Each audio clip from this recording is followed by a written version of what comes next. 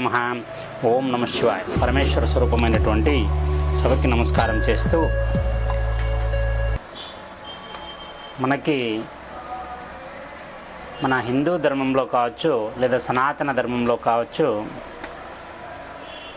రేపటి గురించి ఆలోచన చాలా ముందుగా చేసే ప్రక్రియ మన పెద్దవాళ్ళు ఎప్పుడో తలకెత్తుకున్నారు. అంటే ఈరోజు గడిచిపోయింది, రేపు ఎలా ఉండాలా, ఎలా ఉండబోతుంది, ఎలా ఉంటే మనం ఎలాగా మలుచుకోవాలా దాన్ని అనేది మన పూర్వీకులు మనకి ముందు నుంచి చెప్పారు. అందులో భాగంగా జ్యోతిష శాస్త్రం కూడా ఒక భాగంగా ఉంది. ఎందుకంటే అది రేపు అనేది ఎలా ఉంటుందనేది మనం ఈనాడు లెక్క కట్టి చెప్పడం ఒక విజ్ఞాన శాస్త్రం వంటిది అది. ఎందుకంటే ఖగోళ శాస్త్రానికి లింక్ అయినవి మరియు గ్రహాల గతికి అది కట్టుబడి ఉంది. కాబట్టి జ్యోతిష్య శాస్త్రం అనేది మనకి చాలా పురాతనమైనది. ఎన్నో ఉత్కృష్టమైన గ్రంథాలు మనకి జ్యోతిష్యానికి సంబంధించి ఉన్నాయి. ఖచ్చితంగా లెక్క కట్టి రేపు అనేది ఏం జరుగుతుందో లేదా ఇంకొక 10 ఏళ్ల తర్వాత ఏం జరుగుతుందో అనేది అంత ఖచ్చితంగా చూసి చెప్పగలిగే జ్యోతిష్యులు మన భారతదేశంలో మెండుగా ఉండేవారు. ఇప్పుడు వస్తూ అది జ్యోతిష శాస్త్రం కూడా ఒక వ్యాపార దృక్పథంతో జ్యోతిష్యం వచ్చిన వాళ్ళు రాకపోయిన వాళ్ళు అందరూ జ్యోతిష్యాన్ని చెప్పి జ్యోతిష్యాన్ని తక్కువ చేసే ప్రయత్నం చేస్తున్నారు. కాకపోతే మనం గ్రహించాల్సింది ఏమంటే జ్యోతిష్య శాస్త్రం అనేది చాలా ఉత్కృష్టమైనది, చాలా గొప్పది.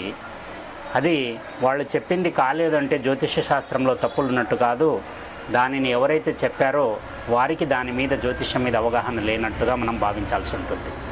ఎందుకంటే అంతటి మహానుభావులు, ఎందరో జ్యోతిష్య శాస్త్రాన్ని రచించిన మహానుభావులు, గొప్ప వాళ్ళు, వరాహమిహిర్ లాంటి వాళ్ళు, కాళిదాసు లాంటి వాళ్ళు, సూర్యుడు లాంటి వాళ్ళు, ఇలా ఎంతోమంది దాని విశిష్టతని ప్రపంచానికి తెలియజేశారు. అటువంటి ఒక జ్యోతిష్యం ఎంత ఖచ్చితంగా పనిచేస్తుంది అనేది మనం కొందరు నమ్మొచ్చు, కొందరు నమ్మకపోవచ్చు. మనలో చాలామంది కూడా జ్యోతిష్యాన్ని కొందరు తీసి పారేస్తుంటారు. కానీ ఖచ్చితమైన జ్యోతిష్య శాస్త్రం ప్రకారం ఎవరైతే నేర్చుకొని ఖచ్చితమైన జ్యోతిష్య శాస్త్ర ఫలితాన్ని చెప్తారో అది నిజంగా ఖచ్చితంగా నెరవేరుతుంది. వాళ్ళు బాగా మెండుగా ఫుల్గా ఎండ ఉండే టైంలో వాళ్ళు లెక్క కట్టి వాన వస్తుందని నేను చెప్పేస్తే ఖచ్చితంగా వాన వచ్చేస్తుంది. అంత ఖచ్చితంగా పనిచేస్తుంది జ్యోతిష్యం.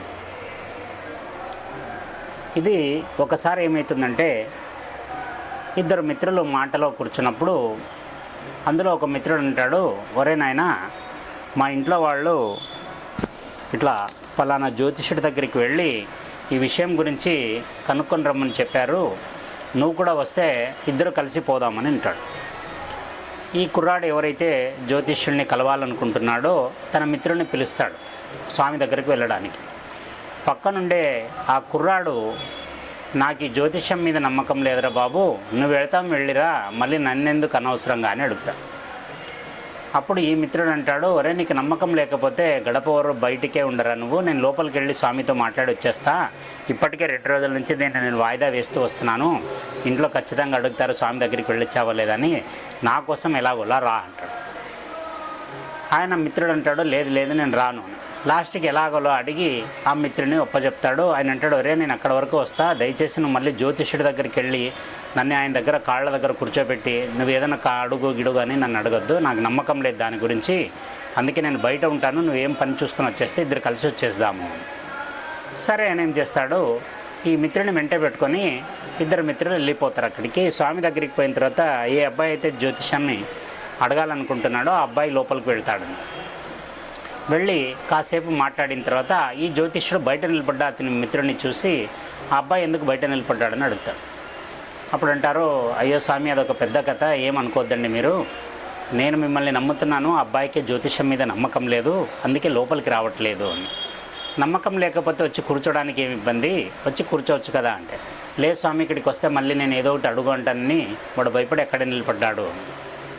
అప్పుడు అంటాడు, నేను చెప్తున్నానని చెప్పు, లోపలికి తీసుకురా అని చెప్తాడు. ఎందుకంటే ఆ కుర్రాడి దృక్పథం మార్చాలనేది ఆ జ్యోతిష్యుడి ఒక ఉద్దేశం. ఇలాగోలా మిత్రుడు అడిగితే నేను అప్పుడే చెప్పినాను రానని, నువ్వు ఊరికి ఇబ్బంది పెట్టి తీసుకుని వచ్చినా ఇప్పుడు చూసా మీ జ్యోతిష్యుడు నన్ను పిలుస్తున్నాడు లోపలికి అని ఏదో పాపం ఆయన మనసులో తిట్టుకుంటూనే లోపలికి వస్తాడు.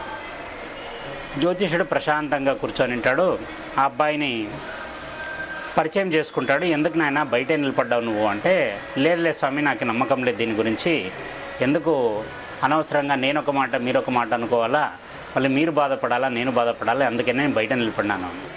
నీకు జ్యోతిష్యం గురించి నమ్మకం లేకపోవడానికి ఏదైనా బలమైన కారణం ఉందా అని అడుగుతాడు. అప్పుడు అంటాడు, అదేం లేదండి, ఈ జనాల మూర్ఖత్వాన్ని మీరు డబ్బు చేసుకుంటారనేది నా ప్రధాన ఉద్దేశము, అది మీరు చెప్తే బాధపడతారని చెప్పట్లేదు, ఎందుకులేండి వదిలేసేయండి అంటే. అప్పుడు జ్యోతిష్యుడు అంటాడు, నాయన నీ ఆలోచన విధానం తప్పుంది, జ్యోతిష్య శాస్త్రం ఎప్పుడూ అబద్ధం కాలేదు, జ్యోతిష్యుడు తప్పు ఉంటుందేమో కానీ జ్యోతిష్య శాస్త్రం ఎప్పుడూ తప్పు ఉండదు, కావాలంటే నువ్వు నాకు ఏం చూపించద్దు, చేయి చూపించద్దు, నీ హస్త సాముద్రికం చూడను, నీ జన్మ కుండలి లేదు, లగ్నం లేదు, ఏది లేదు, నీ ముఖం చూసి నేను ఒక మాట చెప్తాను, అది నిజమైతే జ్యోతిష్యం ఉందని నమ్ముతావా అని అడుగుతాడు. అప్పుడు అంటాడు, స్వామి ఈ తలకనప్పు ఉంటుందనే మా మిత్రునికి నేను రానని చెప్పాను, వాడే బలవంతం చేసి తీసుకొని వచ్చాడు, నాకెందుకు స్వామి ఈ బలవంతమైన జ్యోతిష్యాలు చెప్తారు మీరు అని అంటాడు. నువ్వు అంత భయపడుతున్నావు ఎందుకు, నీకు రాదు కాదు అని అనుకున్నప్పుడు కాదనే నమ్మకంతోనే ఉండు, ఇప్పుడు నేను నా జ్యోతిష శాస్త్రం ఖచ్చితంగా పనిచేస్తాను, నేను ఎంత నమ్మకంతో ఉన్నాను, నువ్వు కాదు అనే దాని మీద అంత నమ్మకంగా ఉండు, దానికి భయపడాల్సిన అవసరం ఏముంది అని. అప్పుడు ఆయనకు ఒక మాట లాజికల్గా కరెక్ట్ అనిపిస్తుంది, అవును కదా ఈయన చెప్పినవన్నీ జరగాలి కదా, జరిగితే కదా మనం ఓడిపోయినట్టు, సరేలే స్వామి ఏం చెప్తారు చెప్పండి అని. అప్పుడు చెప్తాడు, నాయన నీ ముఖ లక్షణాన్ని బట్టి నువ్వు ఫలానా నక్షత్రానికి సంబంధించిన వాడివి, ఆ నక్షత్రంలో ఉండేవాళ్ళు ఈరోజు సాయంత్రం చంద్రదర్శనం వేళకి వాళ్ళకు ఒక సంశయం వస్తుంది, ఇటువంటి సమస్య ఒకటి వస్తుంది, ఆయన రేపు ఈ సమయం లోపల అంటే ఈ చంద్రదర్శనం అయిన తర్వాత రేపటి చంద్రదర్శనం ఈవినింగ్ పూట అయ్యే లోపల ఆయన ఖచ్చితంగా చంద్రునికి సంబంధించిన పాలు అంటే పాలతో తయారు చేసిన ఒక మిఠాయిని ఖచ్చితంగా తింటాడు అని చెప్తాడు. అప్పుడు ఆ కుర్రాడు అంటాడు, బాగా ఇరుక్కున్నారు స్వామి. మిత్రుడు అంటాడు, స్వామి ఏం అలా చెప్పేశారు, వానికి ముందే స్వీటు ఇష్టం లేదు, వాడు స్వీట్ తింటారని చెప్పేసినారు కదా స్వామి అనే లోపల ఆ మిత్రుడు గట్టిగా నవ్వడం ఆరంభిస్తాడు. అయిపోయిందేమో మీ జ్యోతిష్యుడి కథ, నాకు స్వీట్ అంటే ఇష్టం లేదు, ఈయన స్వీట్ తింటానని చెప్తున్నాడు అని. అప్పుడు జ్యోతిష్యుడు మళ్ళీ ఒకసారి కళ్ళు మూసుకొని చెప్తాడు, లేదు నాయన నేను చెప్పింది ఖచ్చితంగా జరిగి తీరుతుంది, ఇప్పుడు ఈ సమయానికి వచ్చినావు కదా, రేపు సాయంత్రం చంద్రదర్శనం వేళకి నువ్వు మిఠాయి తినకపోతే గనక నువ్వు అదే మాట వచ్చి నువ్వు నేరుగా నాకు చెప్తే నేను నా జీవితంలో ఈ జ్యోతిష్య శాస్త్రాన్ని వదిలిపెట్టేస్తాను, నేను ఇది నాకు తరాలుగా వస్తున్న విద్య, ఒకవేళ నేను చెప్పింది కనుక కాకపోతే నేను ఖచ్చితంగా ఈ విద్యను వదిలేసి వేరే పని చూసుకుంటానని చెప్తాడు.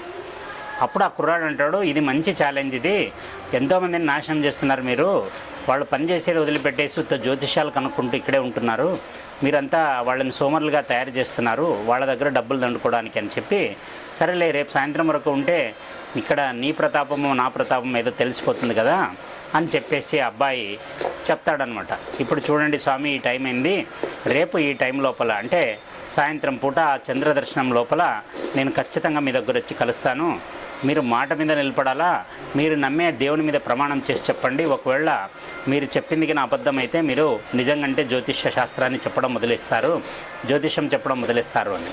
అప్పుడు అంటాడు, నాయన నేను భగవంతుడి అనుసంధానంలో ఉన్నాను, దేవుడి యొక్క దీంట్లో ఉన్నాను, నేను ఒక బోధలో ఉన్నాను, అబద్ధం అయితే ఖచ్చితంగా చెప్పను, ఒకవేళ కాకపోతే నేను నిజంగానే వదిలేస్తా అని చెప్పేసి ఆ దేవుని ముందు వాళ్ళు పెట్టుకున్న దేవుని ముందు ప్రమాణం చేసి చెప్పేస్తాడు. అక్కడితో ఆ మిత్రుడికి ఆనందం ఎక్కువైపోతుంది. ఆ ఫ్రెండ్ని అంటాడు, అరే బాగా పిలుచుకుని వచ్చినవరా, ఈరోజుతో ఒక జ్యోతిష్యుడి తిక్క కుదురుతుందని చెప్పేసి అక్కడి నుంచి ఇద్దరు మాట్లాడుకుంటూ మళ్ళీ ఇంటికి బయలుదేరుతారు. ఇంటికి బయలుదేరిన తర్వాత ఫ్రెండ్ తన ఇంటికి తాను వదిలేసి ఆ జ్యోతిష్యాన్ని కనుక్కున్న పిల్లడు వాళ్ళ ఇంటికి వెళ్ళిపోతాడు. ఇక్కడైనా ఇంటికి వస్తాడు, ఇంట్లో తాను తన భార్య ఇద్దరే ఉంటారనమాట. ఆమె భార్య వస్తానే రండి ముఖం కడుక్కోండి త్వరగా అంటూ. అప్పుడు అంటాడు, ఏమి ఎప్పుడు లేని ఇంత మర్యాద చేస్తుంది భార్య అని చెప్పేసి, ఏమిటి అని అడుగుతాడు. అప్పుడు ఆమె అంటుంది, ఏమండి ఈరోజు మా బంధువులు వచ్చారు, వాళ్ళు వచ్చేసి నీకోసమే చూస్తున్నారు, కానీ వాళ్ళకి టైం అయిపోతుందని వాళ్ళు వెళ్ళిపోయినారు, వాళ్ళు వచ్చినందుకు నేను వాళ్ళకి పాయసం చేసి వండానండి, నేను ఆ పాయసం ఉంది, మీకు కొంచెం వేడి చేసి ఇస్తాను, కొంచెం పాలు పోసి మీరు మొహం కడుక్కొని వచ్చేసేయండి అని. ఒక్కసారిగా అతని నెత్తి మీద పిడుగు పడ్డట్టయితుంది, ఇదేంది ఇది స్వామి చెప్పినట్టు అయ్యేటట్లుంది, ఇది నా భార్య ఎప్పుడూ లేనిది, నేను స్వీట్ తిననని తెలిసి కూడా ఖచ్చితంగా చెప్తా ఉంది, స్వీట్ తినమని ఏదో జరిగేటట్టే ఉందని చెప్పేసి గబాలన లేచి భార్య దగ్గరికి పోయి తిట్ల దండకం అందుకుంటాడు. నీకు బుద్ధి ఉందా లేదా, నేను ఏ రోజు స్వీట్ తిన్నాను, నాకు నువ్వు స్వీట్ పెట్టాలని చూస్తున్నావు, నీకు ఎవరైనా చెప్పినారా నాకు స్వీట్ పెట్టమని బలవంతంగా, అది ఇది అంటే. ఏమండి నేను పాయసం తినమంటే మీరు ఇన్ని రకాలుగా బాధపడుతున్నారు, అసలు ఏం జరిగిందంటే అవన్నీ ఏం తెలియదులే నీకు, నువ్వు ఊరికే ఉండు, మళ్ళీ నువ్వు అడిగినావు అనుకో స్వీట్ అని నేను ఇంట్లోనే ఉండను చూడు నేను అని చెప్పేసి అలిగిపోయి రూమ్లో పోయి వాకులేసుకుంటాడు. వాకులేసుకున్న తర్వాత ఒక హాఫ్ అన్ అవర్కి ఆయనకి వేస్ట్ అవుతుంది పాయసం అని ఆమె పాలు వేడి చేసి పాయసం మళ్ళీ మరగబెట్టే కూర్చున్నప్పుడు ఆ స్మెల్ ఆయనకు వస్తుంది. ఎప్పుడు మెల్లగా అనుకుంటాడు, ఇదేదో కొంప ముంచిగా తట్టే ఉంది, పాయసాన్ని నేను తెలిసో తెలియకో నేను పడుకున్నప్పుడు నా భార్య వచ్చి నా నోట్లో గేసినా కూడా అని చెప్పింది నిజమైపోతుంది, ఎలాగోలా తప్పించుకోవాలి ఇంట్లో నుంచి అని చెప్పేసి మెల్లిగా బట్టలు వేసుకొని భార్యకి చెప్పి నేను ఒక అర్జెంట్ పని మీద పోతున్నాను, నేను మళ్ళీ రేపటి వరకు రాను, రేపు సాయంత్రమే మళ్ళీ నేను తిరిగి వచ్చేదని చెప్పేసి ఆయన ఇంట్లో నుంచి పక్కకి వెళ్ళిపోతాడు. వెళ్ళిపోయిన తర్వాత ఎక్కడ ఉండాలో అర్థం కాదు ఆయనకి. ఇంట్లో ఉంటే ఎక్కడ తినిపిస్తుందని భయంతో బయటకు వచ్చేసినాడు. మరి ఎక్కడికి పోవాలా, వీళ్ళు ఊరు బయట ఎక్స్టెన్షన్ ఏరియాలో ఉంటారు, ఇంకాస్త ముందుకు పోతే ఒక చిన్న అడవి ఉంటుంది, అక్కడైతే ఎవరు మనుషులు ఉండరు, ఎవరికి ప్రాబ్లం కాదని చెప్పేసి ఈయన ఏం చేస్తాడు, మెల్లిగా ఆ అడవి లోపలికి ప్రయాణం మొదలు పెడతాడు. ఎప్పుడైతే అడవిలోకి ప్రయాణం మొదలు పెడతాడో అలాగైన భార్యకు భయపడుతూ పాయసానికి భయపడుతూ ఎంత దూరం పోతాడో ఆయనకే తెలియదు. చాలా దూరం పోయిన తర్వాత చూస్తే దాదాపు 8 కిలోమీటర్ల లోపలికి వచ్చేసింటాడు ఆయన. అరే ఇదేదిరా, మరీ ఇంత దూరం వచ్చేసాను నేను, మరీ చీకటి అయిపోతే రాత్రిపూట్లో ఉండడం కష్టమే, ఎందుకైనా మంచిది కింద పడుకుంటే ఏ క్రూర మృగం వస్తుందో తెలీదు, పైన వెళ్ళి ఒక మంచి పెద్ద చెట్టు చూసుకుని ఆ చెట్టులో పైన ఒక లావుపాటి కొమ్మను చూసుకొని ఆ కొమ్మ మీద నడుము వాల్చి అలాగా పైన ఉండిపోతాడు. అలాగా ఎంతసేపు ఉంటాడో తెలియదు కానీ అలాగే నిద్రలో జారుకుంటాడు. నిద్రలో జారుకున్న తర్వాత సుమారు తెల్లవారుజామున, అంటే రాత్రి వెళ్ళిన వ్యక్తి సుమారు తెల్లవారుజామున వరకు అలాగ కొమ్మ మీదే పడుకుండిపోతాడు. తెల్లవారుజామున 3-4 గంటల ప్రాంతంలో ఆయనకి ఎడ్ల బండి అంటే శబ్దాలు వినిపిస్తాయన్నమాట. ఎడ్లు పారే శబ్దం వినిపించి చూస్తాడు. దూరం నుంచి ఒక 2-3 బండ్లు వస్తుంటాయి, ఎడ్ల బండ్లు. వాటి కాళ్ళకి గజ్జలు కట్టింటారో ఎడ్లకి, అవి పరిగెత్తుకుంటూ రావడం విని చూస్తాడు. అప్పుడు ఆయనకి చాలా ధైర్యం వచ్చేస్తుంది. అప్పటి వరకు పాపం అడవిలో బిక్కుబిక్కుమంటూ ఉండే ఆయనకి మనుషులు తోడవుతారు కదా, 4 వ్యక్తులు కలుస్తారు కదా అని చెప్పేసి ఆయన పాపం చాలా సంతోషపడిపోతాడు. సంతోషపడి ఆ బండ్లు ఇంకా దగ్గరికి వస్తున్నాయి అనే లోపల వాళ్ళు వచ్చిన తర్వాత కిందికి దిగుదామని చెట్టు మీదే కూర్చొని చూస్తూ ఉంటాడు. అవి దగ్గరగా వచ్చి కరెక్ట్గా ఈయన కూర్చున్న చెట్టు కిందనే వాళ్ళు డీరాలు వేయడం మొదలు పెడతారన్నమాట. ఆడవాళ్ళు పిల్లలు అందరూ ఉంటారు. ఇక అక్కడ పెద్ద మనుషులంతా ఎవరో బండ్లలో నుంచి దిగి ఒక పెళ్ళికి పోయి తిరిగి వచ్చే ఒక గ్రామ ప్రజలు ఇంకొక ఊరికి పోతారు, వాళ్ళ సొంత ఊరికి పోతుంటారంట పెళ్ళి ముగించుకొని.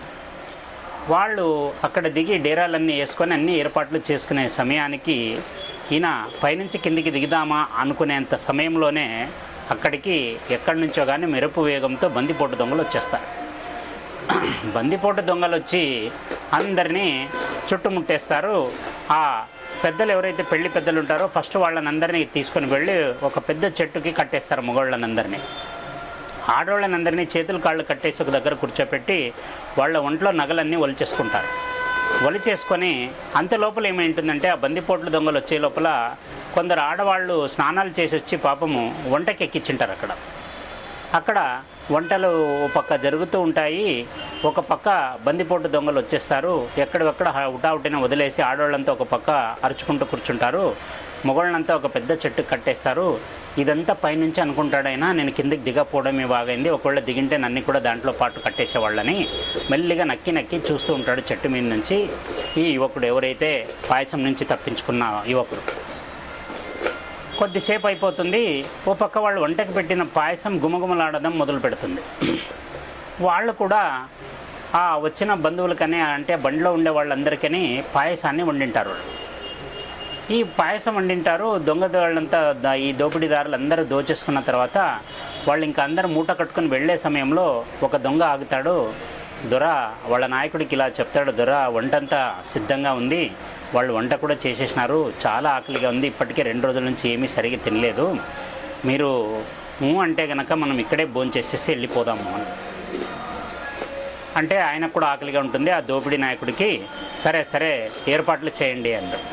అప్పుడు హుటాహుటిన అన్ని దబ సామాన్లన్నీ తెచ్చుకొని బిస్తర్లు వేసుకొని వాళ్ళు వండిన ఆహారాన్ని వీళ్ళు బాగా మట్సనంగా పెట్టుకొని ఇలా తినబోతూ ఆ నాయకుడు ఎవరైతే బందిపోటు నాయకుడు తింటూ పైన ఒకసారి చెట్టు మీద ఇట్లా తలెత్తి చూస్తే వీడు ఎవరైతే పాయసం గురించి తప్పించుకొని వచ్చింటాడో ఈ యువకుడిని చెట్టు మీద ఉండడం చూస్తాడో ఆ నాయకుడు. వచ్చిన తర్వాత డౌట్ వచ్చేస్తుంది, ఒరే అక్కడ ఎవరో కూర్చున్నాడు చూడండిరా వాడిని పట్టుకోండి అని చెప్తాడు. ఎప్పుడైతే ఆయన చెప్పే లోపల ఈ మిగతా బందిపోటు అసిస్టెంట్లంతా వాడిని రాళ్లతో కొట్టి కిందికి దిగుతావా లేదంటే రాళ్ళు వేయాలని భయపడించి పైనుంచి కిందికి వాడిని లాగేస్తారు. వాడు దబీల్మని చెట్టు మీద నుంచి కింద పడిపోతాడు. కింద పడిన తర్వాత వాడిని తీసుకొని వచ్చి కరెక్ట్ ఆ నాయకుడు ముందే నిలబెడతారు. ఆ నాయకుడు బొడ్లో కత్తిని తీసి వాడి గొంతుకు పెట్టి చెప్పరా నిజంగా ఆ చెట్టు మీద ఏం చేస్తున్నావు నువ్వు అని. అయ్యా మహాప్రభు, నాకు నిజంగా ఏ పాపము తెలియదు, నాకు ఈ పెళ్లి వాళ్ళకి ఎటువంటి సంబంధము లేదు, నేను ఇంట్లో గొడవ పడి అలిగి నేను రాత్రి వచ్చేసినాను, నేను అంత తప్పితే నేనేం లేదు అంటాడు. మరి ఇంతమంది ఉన్నప్పుడు నువ్వేవేవో కథలు చెప్తున్నావురా, నువ్వు తప్పించుకునే ప్రయత్నం చేస్తున్నావు, ఇక్కడ వీళ్ళు ఉంటే నువ్వు చెట్టు మీద ఎందుకున్నావు, నువ్వు నిన్ను చూస్తుంటే నాకు అనుమానంగా ఉంది అని చెప్పేసి ఎప్పుడైతే పాయసాన్ని వడ్డించింటారో వాళ్ళు అసిస్టెంట్లు, ఆ పాయసాన్ని తినే ముందు ఒక అనుమానం వస్తుంది, నువ్వు దీంట్లో ఏదో కలిపినారో మమ్మల్ని వచ్చేది చూసి, అందుకే నువ్వు వెళ్ళి చెట్టు మీద ఎక్కి కూర్చున్నావు, ఎందుకైనా మంచిది ఇక్కడ వంటలన్నీ ఫస్ట్ ఒక్కొక్క ముద్ద నువ్వు రుచి చూడు, నిన్ను చూసిన తర్వాత నువ్వు బతికి బట్ట కడితే మేము భోజనం చేస్తామని చెప్పేసి మెల్లిగా పాయసాన్ని అతని నోట్లో పోయడానికి సిద్ధం చేస్తారు. అప్పుడు అంటాడు, నేను నా ప్రాణమన్న పోగొట్టుకుంటాను కానీ ఆ పాయసాన్ని మాత్రం తినను అంటాడు. అప్పుడు ఆ ముఠా నాయకుడికి తెలిసిపోతుంది, ఓహో వీడే విషం కలిపిన దుర్మార్గుడు, వీడు ప్రాణాన్ని కోల్పోవడానికి సిద్ధంగా ఉన్నాడు కానీ పాయసాన్ని తినడానికి సిద్ధంగా లేడు అని పాపం వాడిని కుమ్మిన కుమ్మకుండా అందరూ పాపం తలా ఒక చెయ్యి వేసేసి వాడి ఆకారాన్ని వికారం చేసేస్తారు. పాపం వాడు అక్కడికి కూడా ఏడుచుకుంటూ మీరు నా ప్రాణాలు తీయండి కానీ నేను ఆ పాయసం మాత్రం తినను అంటాడు. ఒరే వీడిని ఖచ్చితంగా ఏమో చేసినాడు పాయసంలో, వాడిని ముక్కు పట్టి నోట్లోకి వేసేసేయండి అంటే పాపం అందరూ చేతులు కాళ్ళు గట్టిగా పట్టి పిల్లలకు ఉగ్గుపాలు పట్టించినట్టు వానికి ఆ పాయసం పట్టించేస్తారు. ఎప్పుడైతే నోట్లో పాయసం వెళ్ళిపోతుందో ఆ మనిషికి ప్రాణం పోయినంత పని అయిపోయి పాపం కింద నేల కొరిగిపోతాడు. అందరూ పడిపోతానే అవును నాయకులు నిజంగా వీడేదో కలిపినట్టున్నాడు, వీడు అది తిన్న తర్వాత నుంచి శోష పడిపోయినట్లు ఉన్నాడు అని చెప్పేసి వాడిని ఒక 15 నిమిషాలు అబ్జర్వేషన్లో పెడతారు. వాడు ఇంకా బతికే ఉంటాడు, ముఖానికి నీళ్ళు కొట్టి లేపి కూర్చోపెడతారండి. కూర్చోబెట్టిన తర్వాత వాడు బాగానే ఉంటాడు, ఏడుస్తుంటాడు. వాడు ఏమైందిరా అంత బాధ ఏమైందిరా పాయసం తినడానికంటే వాడు మీకు అర్థం కాదు చెప్పినా కూడా అని చెప్పి వాడు మళ్ళీ ఏడవడం మొదలు పెడతాడు. వీని మనాన్ని వీనికి ఒక దగ్గర కట్టేసి వాళ్ళు సుస్సుగా పాయసాన్ని తాగి భోజనం చేసేసి అక్కడి నుంచి వెళ్ళిపోతారు. ఇంకా తర్వాత వీళ్ళు ఒక్కొక్కరు కట్టలు ఇప్పుకొని పెళ్ళి ఎవరైతే ఉన్నారో వాళ్ళదంతా ఆ పెళ్లి సంతంతా వెళ్ళిపోతుంది. వీడు మాత్రం అడవిలో మిగిలిపోతాడు. ఏడుపు లంఘించుకుంటాడు. అరేరే అడవిలో ఉన్న నన్ను వదలలేదు కదరా అని చెప్పేసి మళ్ళీ ఆయన మాట ప్రకారం జ్యోతిష్యుడి దగ్గరికి వెళ్ళాలి కాబట్టి ఆయన అలాగే కాళ్ళు ఈడ్చుకుంటూ జ్యోతిష్యుడి దగ్గరికి వెళ్తాడు. జ్యోతిష్యుడి దగ్గరికి వెళ్ళిన తర్వాత అప్పటికే ఆయన మిత్రుడు జ్యోతిష్యుడి దగ్గరికి వచ్చింటాడు. వీడిగా ఇంటి దగ్గర లేదు కాబట్టి జ్యోతిష్యుడి దగ్గర వెళ్ళాడేమో అని ఖచ్చితంగా అక్కడ వాళ్ళ మిత్రుడు కూర్చున్నప్పుడు జ్యోతిష్యుడి దగ్గర వీడు పోతాడు. వీడి అవతారం అంతా చేంజ్ అయిపోయి ఉంటుంది, ముఖం అంతా ఉబ్బిపోయి ఉంటుంది, ముక్కులో నుంచి రక్తం కారుతుంటుంది, మూతికంతా పాయసం అంటుంది. పోయి ఆయన నిలబడితే జ్యోతిష్యుడు వీడిని ఫస్ట్ భిక్షగాడుగా అనుకొని బాబు నాయన ముందుకు పోయిరా అంటాడు. అప్పుడు అంటాడు, స్వామి నన్ను బాగా గుర్తుపట్టండి నేను అంటే, ఒరే ఏం రా నీ అవతారం ఏమి ఇలా అయిపోయిందంటే అప్పుడు చెప్తాడు ఆయన జరిగిందంతా. స్వామి జ్యోతిష శాస్త్రం ఖచ్చితంగా ఉంది స్వామి, నేను ఇంట్లో ఉంటే నా భార్యకి ఎక్కడో నేను పడుకున్నప్పుడు నోట్లో పోషిస్తుందనే భయంతో అడవిలోకి పోతే అడవిలో కూడా నన్ను వదలలేదు స్వామి, లాస్ట్కి వద్దు అంటే నన్ను కొట్టి అవతారం చేసి నన్ను పాయసం తినిపించినారు స్వామి, నేను ఇప్పుడు ఒప్పుకుంటున్నాను జ్యోతిష శాస్త్రం నిజమైనదే ఖచ్చితమైనదే, ఇప్పటి వరకు మీకు చెప్పిన మాటలకు నేను క్షమాపణ కోరుతున్నానని చెప్పేసి జ్యోతిష్యుడి కాళ్ళ మీద పడతాడు ఈ యువకుడు. ఇది ఈ కథ ఎందుకు చెప్పాల్సి వచ్చిందంటే మన జ్యోతిష శాస్త్రాన్ని అందరూ చాలా తేలిక చేసి మాట్లాడుతుంటారు. జ్యోతిష్యం అనేది చాలా ఖచ్చితమైన శాస్త్రం. అది శాస్త్రం ఎప్పుడూ తప్పు కాదు, జ్యోతిష్కుడు తప్పు కావచ్చు కానీ జ్యోతిష శాస్త్రం ఎప్పుడూ తప్పు కాదనడానికి ఈ కథ ఒక